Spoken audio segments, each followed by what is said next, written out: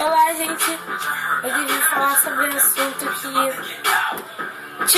surgiu do nada. Será que desenhar em frutas funciona? Relaxa? Isso foi cientificamente comprovado e eu posso provar para vocês. Já volto.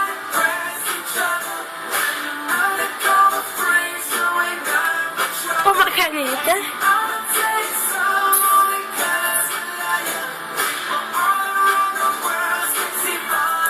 Simbora.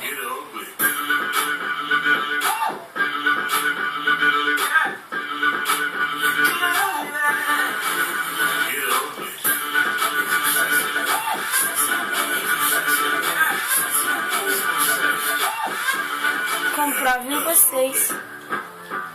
Desenhe na fruta e vê se isso relaxa.